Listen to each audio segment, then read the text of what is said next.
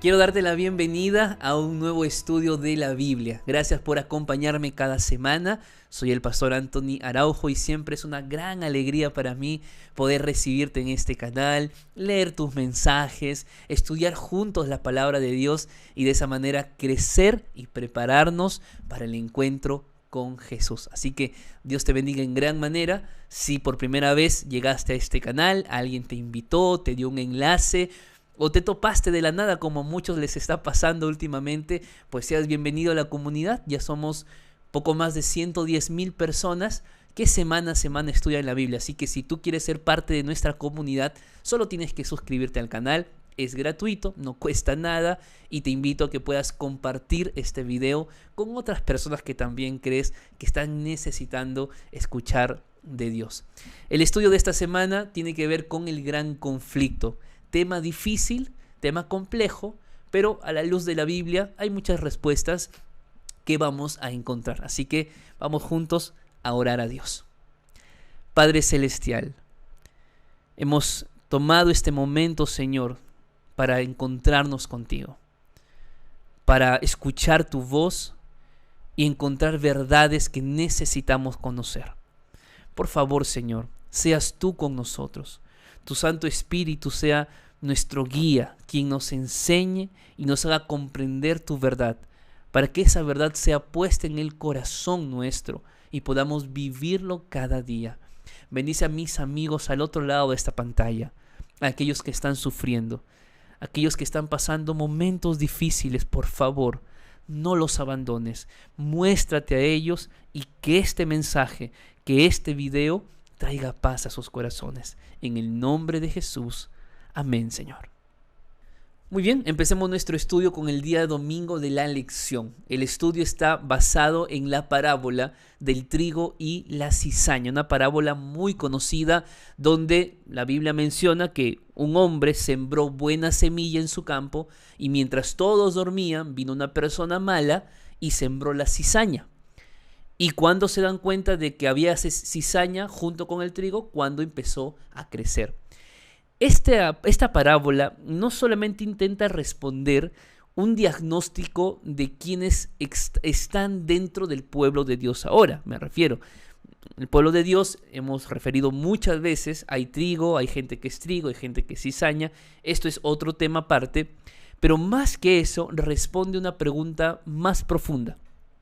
Y me refiero a la pregunta del gran conflicto. Entonces, pensando en eso, vamos a leer, por favor, Mateo capítulo 13, versículo 27 al 29. Dice la palabra de Dios. Fueron entonces los siervos del padre de familia y le dijeron: Señor, ¿no sembraste buena semilla en tu campo? ¿Cómo pues tienes cizaña? Y él les dijo: un enemigo ha hecho esto. Y los siervos le dijeron: ¿quieres que vayamos y arranquemos la cizaña? Y él les dijo: no, no sea que al arrancar la cizaña arranquéis también con ella el trigo. Este versículo o estos versículos, queridos amigos, responde a esta gran problemática del mal. Porque la pregunta que nosotros siempre hemos planteado es: ¿por qué existe el mal? ¿De dónde viene el mal? Y esta parábola responde justamente a la pregunta, porque los siervos le dicen: Señor, ¿acaso tú no sembraste buena semilla? Es decir, el señor de la casa o el padre de familia jamás había sembrado cizaña, siempre sembró buena semilla. Y todos quedan sorprendidos al ver que había cizaña, porque la pregunta es: ¿quién entonces colocó la cizaña? ¿Cómo es que hay cizaña? ¿Cómo es que entró el mal? ¿Cómo es que entró el pecado?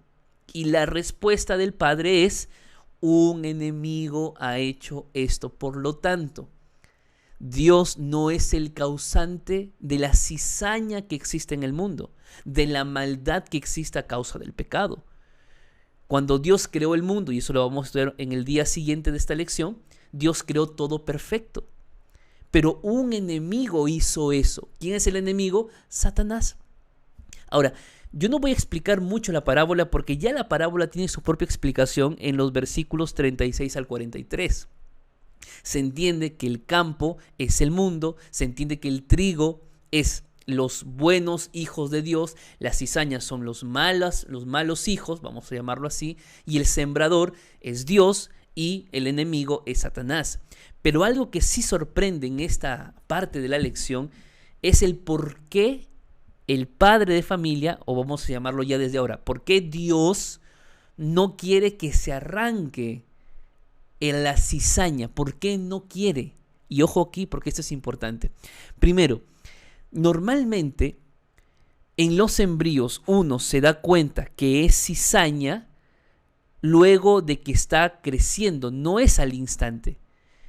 Y es como que cuando crece ya aparentemente unos 60 centímetros, te das cuenta que aquello puede ser cizaña y no siempre uno está seguro hasta que madura. Por lo tanto, el gran problema es que la cizaña se parecía al trigo. Entonces, ¿por qué el padre de familia o el amo no quería que se arrancara la cizaña? Porque había un peligro de que al arrancar la cizaña se confunda con el trigo. Me dejo entender. Y acá hay 4 grandes enseñanzas. Primero, a veces el ser humano quiere arrancar la cizaña desde una motivación equivocada. Y déjame plantearlo y entenderlo desde la vida práctica de la iglesia. Cuando vemos que alguien fue disciplinado porque falló a la ley, falló a la iglesia, etcétera, muchas veces para nosotros ese arrancarlo de la iglesia no es redentiva, no es redentora. No lo hacemos con esa motivación, lo hacemos con la motivación de creer que nosotros tenemos que hacer justicia. Y no es así. Cristo no quería que se arrancara la cizaña, porque en realidad la motivación nuestra no es la motivación de Dios. Segundo, no quiso arrancar la cizaña en ese momento porque quería mostrar misericordia tanto para la cizaña como para el trigo. ¿En qué sentido? En que ambos reciben la luz del día, la luz del sol, reciben la lluvia, cae para ambos.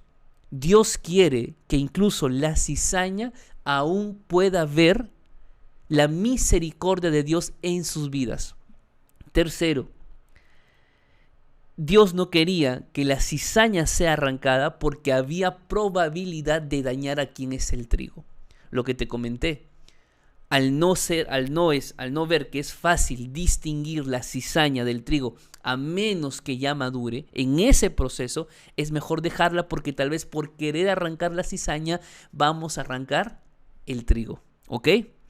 Y cuarto, yo creo, y esto me enseña justamente esta parábola, Dios no quiere que se arranque aún la cizaña, porque en su sabiduría infinita y en su amor infinito sabe que algunos que hoy son cizaña, mañana pueden ser trigo. Y tú dirás, pero pastor, eso es imposible. Jamás la cizaña, hablando ya netamente de las tierras, de los frutos, de las semillas, jamás la cizaña va a ser trigo. Y es verdad, yo no puedo darte la contra y decirte, no, la cizaña puede crecer y ser trigo en el camino. No, es imposible, ¿verdad? Que la cizaña sea trigo. Bueno, de la misma manera como nosotros humanamente vemos el cambio de una persona que puede ser imposible ante nuestros ojos, para Dios es posible. Así que, como dice la parábola, deja que la cizaña crezca junto con el trigo. Va a llegar un momento de la siega, va a llegar un momento del juicio. Y allí todo saldrá a la luz. Si en tu corazón estás actuando como cizaña, o en tu corazón sientes que eres trigo, pero tu motivación para arrancar la cizaña es una motivación incorrecta, pide perdón a Dios. Si eres cizaña, consideras que eres cizaña, que Satanás te colocó dentro de la iglesia para dañar a la iglesia, para dañar la estructura, Dios te está mostrando misericordia. Pero va a llegar el momento de la siega. Y si por el poder transformador y por un milagro tu corazón no es transformado, tristemente va a tener que ocurrir lo que va a ocurrir con todo lo que se llame cizaña. Se atará y se quemará. que ese no sea tu destino. Que tu destino sea que tú como trigo espiritual puedas ser recogido en el granero del Señor. Vamos al día lunes de la lección, que lleva por título El origen del conflicto en la tierra. Vamos a leer primero Génesis capítulo 1, versículo 31. La Biblia dice así: y vio Dios todo cuanto había hecho, y era bueno en gran manera, y fue la tarde y la mañana del sexto día. Esta expresión, que básicamente refuerza lo que hemos visto en la parábola del trigo y la cizaña. ¿Quién pues sembró cizaña si todo lo que tú habías sembrado era buena semilla? Era la pregunta de los criados, de los siervos de la casa. Bueno, Dios cuando creó el universo, Dios lo creó bueno, pero no solamente bueno. El texto bíblico dice que lo creó bueno y bueno en gran manera. La expresión en el idioma hebreo es Tov Meot. ¿Y qué significa Tov Meot? Significa bueno, muy bueno, o bueno, grandemente bueno. Ya en una interpretación podría decirse que es perfecto para su propósito, que podría ser perfecto de acuerdo a la voluntad de Dios. Y eso fue lo que Dios creó en este mundo, perfección. Dios no creó maldad. Esto ya lo hemos estudiado, no vamos a volver a repetir detalle por detalle. Pero Dios creó todo el universo perfecto. Ahora, ¿qué fue lo que pasó? Pues tristemente, el conflicto llegó a la tierra. Y llegó en Satanás, quien se disfrazó de una serpiente y engañó a Eva. Ahora, reflexionar en esto puede tardarnos mucho tiempo, pero yo no quiero reflexionar ahora en por qué Eva fue engañada o por qué Adán cayó también en el engaño. Yo quiero reflexionar en cómo Satanás utiliza ciertas estrategias que no son del pasado, estrategias que él usa todavía en estos días para que los hijos de Dios sigan cayendo en el engaño. Y esto es justamente lo que ocurrió. Cuando leemos Génesis capítulo 3, donde habla de la caída del hombre, de la entrada del pecado, el capítulo 3 menciona por lo menos 4 estrategias del diablo. Y la primera estrategia está en el versículo número 1, donde dice lo siguiente: y la serpiente era más astuta que todos los animales del campo que Jehová Dios había hecho, y dijo a la mujer: ¿con que Dios os ha dicho, no comáis de ningún árbol del huerto? Y aquí está la primera estrategia del diablo, porque cuando nosotros leemos Génesis capítulo 2, vamos a darnos cuenta que en ningún momento la orden de Dios fue que no comieran de nada. La orden de Dios fue: de todo árbol del huerto podrás comer, menos del árbol del conocimiento del bien y del mal. Pero cuando la serpiente habla con Eva, la serpiente le dice: Dios te ha dicho que no comas de nada. Entonces aquí está la primera estrategia del diablo. ¿Y cuál es? Tergiversar la palabra de Dios. Y eso le funciona muy bien al diablo. Tergiversar la verdad. Por eso es que existen tantas iglesias, tantas denominaciones, tantas creencias mismas dentro de la misma iglesia. ¿Por qué? Porque el diablo es muy astuto para tergiversar la palabra de Dios. ¿Cómo podemos cuidarnos de eso? Conociendo la verdad, leyendo la Biblia. Segundo, dice el versículo número 4: entonces la serpiente le dijo a la mujer: no moriréis. ¿Qué hace el diablo como estrategia número 2? Él minimiza las consecuencias del pecado. Él te dice: mira, no, lo que vas a hacer no está mal, todo el mundo lo hace. No es un error, es cuestión de adaptarnos, es cuestión de que aprendamos. No, el diablo es muy astuto, querida iglesia. Es muy astuto para minimizar el pecado. Que si todo el mundo lo hace, entonces las cosas son relativas, ya no hay verdad absoluta, la verdad cada quien lo tiene. Y eso es falso. Aquí le dice a Eva: mira, come, no te va a pasar nada, no vas a morir. ¿Qué está haciendo? Minimizando la consecuencia del pecado, cuando Dios claramente había dicho de que sí iban a morir. ¿Te das cuenta? Tercero, dice el versículo número 5, pero Dios sabe que el día que comas de él serán abiertos vuestros ojos y seréis como Dios. Interesante. ¿Qué está haciendo el diablo? Dando falsas promesas. Así siempre fue. Él intenta acurrucarnos en sus brazos. Él intenta decirnos que todo está bien, que las cosas hoy en día son relativas, que no es necesario buscar la verdad absoluta. ¿Qué está haciendo con Eva? Dándole la falsa promesa de creer que ella iba a ser como Dios. Y lo que le está diciendo es, mira, pasa que Dios no quiere que comas. Porque el día que vas a comer, serás como Él. No solamente son falsas promesas, es la duda del carácter de Dios. Es como si Dios le estuviera escondiendo algo a Eva. Y el diablo le dice, mira, es que pasa que Dios no quiere que sepas esto, porque te está escondiendo esto. ¿Qué está haciendo el diablo? Poniendo en tela de juicio el carácter de Dios. Pregunto, dime si hasta el día de hoy Satanás no tergiversa la palabra. Dime si hasta el día de hoy Satanás no hace que nosotros dudemos del carácter de nuestro Dios. Dime si hasta el día de hoy Satanás no coloca falsas promesas en la gente, haciéndolas creer que es verdad. O simplemente minimizando las consecuencias del pecado. Las estrategias que usó para Adán y para Eva son las consecuencias que Él también usa hoy para ti y para mí. ¿Cómo evitar caer en eso? Lee la Biblia. Escudriñala. Pasa tiempo con Dios. Reflexiona profundamente. Ora constantemente. Mantente en oración. Orar no es solamente un acto de hacerlo con los ojos cerrados. Orar es conversar con Dios mientras vas caminando, mientras vas en el auto, mientras vas al trabajo. Donde quiera que estés, habla siempre con el Señor. Tercero, tienes que ser consciente de que las tácticas del diablo son reales y que nuestra lucha no es contra sangre ni carne, sino contra Satanás. Esa es la verdadera lucha. Y en cuarto lugar, nunca olvides que la victoria está únicamente en Cristo Jesús. Vamos al día martes de la lección y vamos a entender ahora el origen del conflicto en el cielo. En el día lunes hemos hablado cómo ese conflicto llegó a la tierra, pero entendemos por Ezequiel 28 y por Isaías capítulo 14 que ese conflicto empezó en el cielo. Vamos a leer algunos textos para encontrar aquí las respuestas.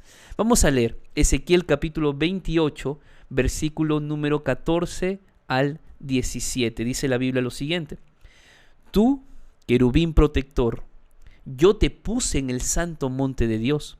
Allí estuviste, y en medio de las piedras de fuego te paseabas. Perfecto eras en todos tus caminos, desde el día que fuiste creado, hasta que se halló en ti maldad. A causa de tu intenso trato comercial, te llenaste de iniquidad y pecaste. Por lo cual yo te eché del monte de Dios y te arrojé de entre las piedras del fuego, querubín protector. Se enalteció tu corazón a causa de tu hermosura, corrompiste tu sabiduría a causa de tu esplendor. Yo te arrojaré por tierra y delante de los reyes te pondré por espectáculo.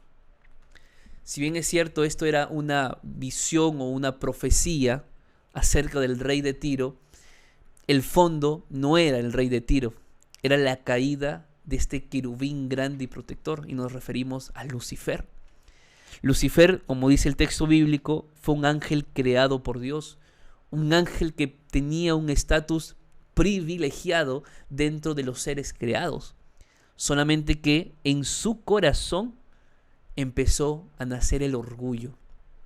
Ahora, intentar buscar la respuesta, pero ¿por qué? ¿Pero cómo? ¿Pero cómo en el cielo? Si en el cielo todo es perfecto. Mira, hay algo que nosotros tenemos que comprender y es la libertad, el libre albedrío. Yo he leído los comentarios de ustedes en esta semana y está bastante claro, Dios no creó el mal. Dios no lo creó. El mal nació en el corazón de Satanás. Su corazón se enalteció. Pero ¿cómo pasó? Son detalles que probablemente humanamente ahora no lo vamos a entender. Lo que sí nos dice la Biblia es que el diablo se llenó de orgullo. Ahora, ¿por qué el diablo se llenó de orgullo? ¿Qué pasó con Satanás para que esto ocurriera? Bueno, vamos a Isaías, capítulo 14, y leamos los versículos 12 al 15. ¿Cómo caíste del cielo, lucero, hijo de la mañana? Derribado fuiste a tierra, tú que debilitabas a las naciones, tú que decías en tu corazón, subiré al cielo, en lo alto, junto a las estrellas de Dios. Levantaré mi trono y en el monte del testimonio me sentaré en los extremos del norte. Sobre las alturas de las nubes subiré y seré semejante al Altísimo. Mas tú, derribado eres hasta el Seol, a lo profundo de la fosa. Aquí hay mayor apertura para entender qué pasó con Lucifer. Y el texto dice que Lucifer quería ser como Dios. Lo que Lucifer no entendía es que él no era un creador, él era un ser creado. Y la adoración se rendía solo al creador. Entonces empezó a maquinar Satanás o Lucifer, empezó a maquinar de que Dios no era justo, de que era un opresor, que él solo quería la adoración de todos los ángeles de manera obligada, fortuita, y comenzó a colocar la idea de que Dios no era un Dios justo y su ley no era una ley justa. Y esa idea, tristemente, fue aceptada por millones y millones de ángeles que estaban en el cielo. ¿Dios podría haber destruido en ese momento a Satanás o a Lucifer? Claro que pudo. ¿Y por qué no lo hizo? ¿Por qué no mandó un rayo, simplemente lo desapareció si él podía? Porque Dios es misericordioso con todas sus criaturas. Y porque él sabía que si destruía a Lucifer en ese momento, los ángeles iban a aceptar la idea que Lucifer ya les había colocado en la mente que Dios no era justo. Y que la adoración era una adoración por miedo, por obligación y no por amor. Tristemente, Satanás o Lucifer pudo en más de una ocasión arrepentirse, pero su corazón se llenó de orgullo, se llenó de envidia y tristemente pasó lo que tuvo que acontecer. Por eso Apocalipsis dice que hubo una gran batalla en el cielo. No entendemos la magnitud de esa batalla, no comprendemos cómo fue esa batalla. Lo cierto es que nació en el corazón de Lucifer y pronto ese gran conflicto se trasladó a la tierra. Vamos al día miércoles de la lección y el título es Si me adoras. El tema de la adoración, queridos hermanos, amigos, es mucho más que participar de un culto, ir a la iglesia. Hay que entender el tema de la adoración como un tema transversal del Génesis al Apocalipsis. Es decir, todo lo que ocurre en este gran conflicto tiene que ver con, finalmente, a quién yo voy a adorar. Si voy a adorar a Dios o al diablo. Así fue siempre. Cuando tú lees el Génesis, por ejemplo, Dios separa un día de los 7 que Él creó. ¿Para qué? Para ser adorado. Caín mató a Abel en un contexto de ¿qué? De adoración, porque estaban yendo a ofrecer, habían ofrecido una ofrenda a Dios. La prueba de fe de Abraham sobre Isaac era en el contexto de adoración. La pelea de Elías con los profetas de Baal era en un contexto de adoración. Si adoraban a Baal o si adoraban al Dios verdadero. Sadrach, Mesac, Abednego fueron al horno de fuego. ¿Por qué? Porque no quisieron adorar a la imagen que Nabucodonosor había hecho. Daniel fue al foso de los leones. ¿Por qué? Porque no quería adorar al rey. Y esto continúa hasta el Apocalipsis, donde en Apocalipsis está la amonestación. Si alguno adora a la bestia o a su imagen, Apocalipsis capítulo 13, ¿qué nos está diciendo entonces? Que la adoración es un tema importante. El mensaje del primer ángel: temed a Dios y dadle gloria, porque la hora de su juicio ha llegado, Apocalipsis capítulo 14, y adorad. a aquel que hizo el cielo y la tierra. Isaías capítulo 66, y de mes en mes y de sábado en sábado, hablando en el contexto de la tierra nueva, vendrán todos ¿a qué? A adorarme. Entonces, no podemos tratar el tema de la adoración como si fuera un tema superficial. Es un tema fundamental en la iglesia, fundamental en nuestra vida cristiana. Porque cuando hablamos del gran conflicto, estamos hablando finalmente a quien tú vas a decidir adorar. No con tus palabras, con tu vida, en la práctica. Y el gran conflicto se intensificó, ¿sabes cuándo? Cuando Jesús vino a esta tierra. Porque hasta la venida de Jesús, desde Adán, que el pecado ingresó, hasta la venida de Jesús, todo era a través de los profetas. No digo que después de Jesús ya no lo era, también lo era. Pero cuando Jesús vino, era Dios mismo en la tierra. Ya no eran más los profetas un intermediario del pueblo y Dios. Ahora Cristo mismo había venido para morar con el ser humano. Y Jesús se bautizó para dar inicio a su ministerio. El libro deseado de todas las gentes dice que en el bautismo de Jesús, Satanás estuvo presente. Porque sabía que el gran conflicto estaba por intensificarse.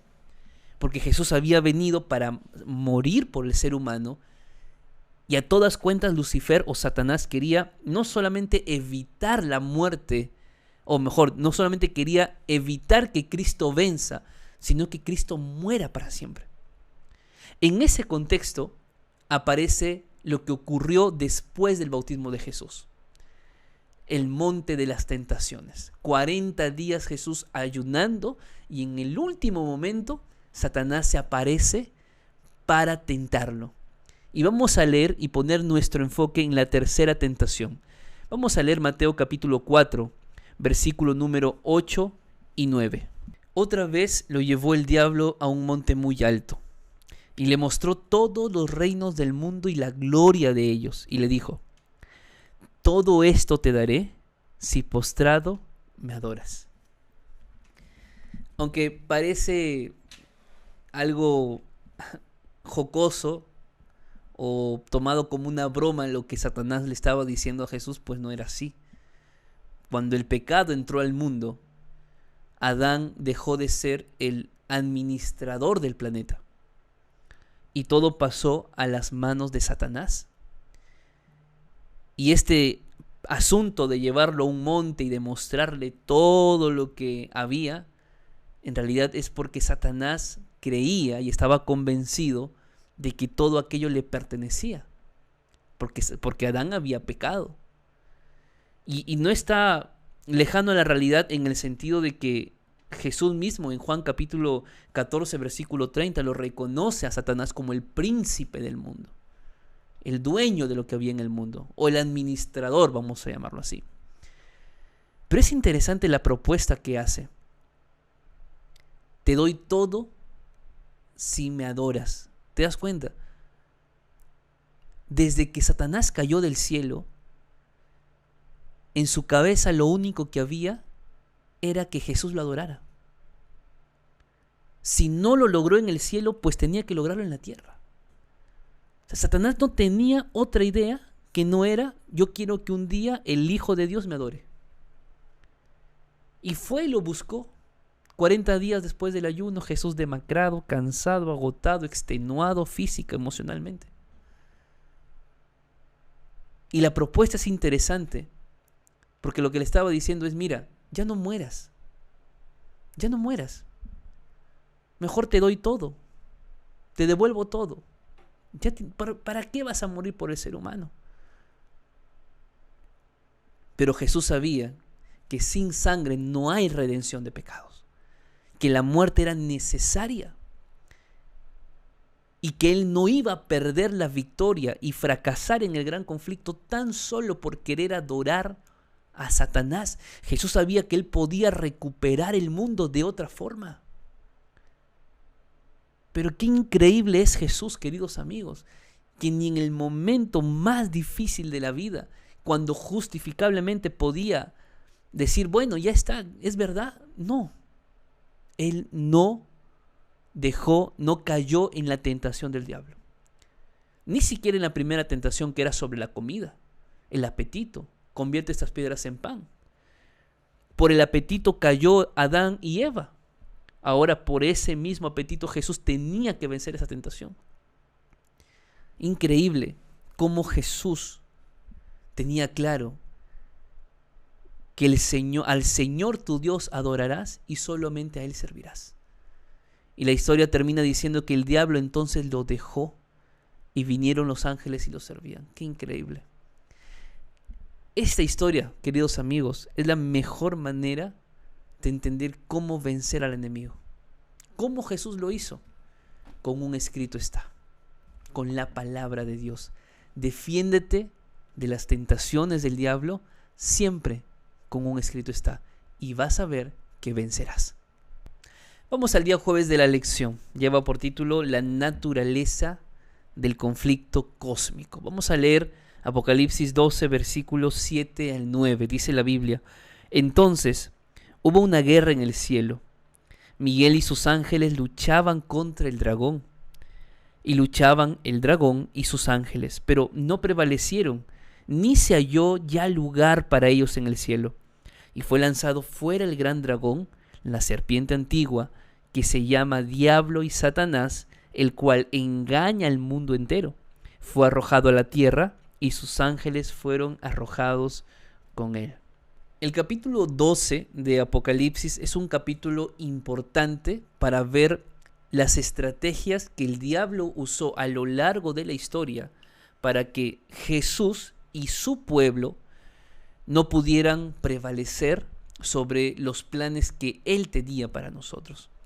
Y es importante entender este capítulo, porque nos vamos a dar cuenta, lo que hemos venido diciendo a lo largo de este video. Primero es que Satanás es considerado el padre de la mentira. Por lo tanto, el idioma del diablo es el idioma de la mentira. Y todo aquel que permanece en la mentira, todo aquel que vive para mentir, todo aquel que alimenta a la iglesia de manera mentirosa, tergiversada, es hijo del diablo. Es así de simple. No hay mucha vuelta que darle a esto. Satanás tiene cizaña dentro de la iglesia. Que si él es padre de la mentira, pues aquellos que son cizaña son hijos de la mentira. Y tristemente hay gente dentro de la iglesia que lo que hace es tergiversar la palabra de Dios. Y es una gran lástima que exista eso. Satanás, una de sus estrategias desde muy temprano fue la mentira. Ahora, pero no es solamente la mentira. Tristemente el diablo también es el gran acusador. Y yo quiero decirte algo que necesito que guardes en tu corazón. Satanás siempre va a buscar decirte cosas para desanimarte, para desalentarte. Satanás siempre va a recurrir a tu pasado para hacerte sentir incapaz de ser un buen cristiano o una buena cristiana. Satanás lo que hace es sacar en cara nuestros fracasos, nuestros pecados, nuestras derrotas, para hacernos sentir inútiles.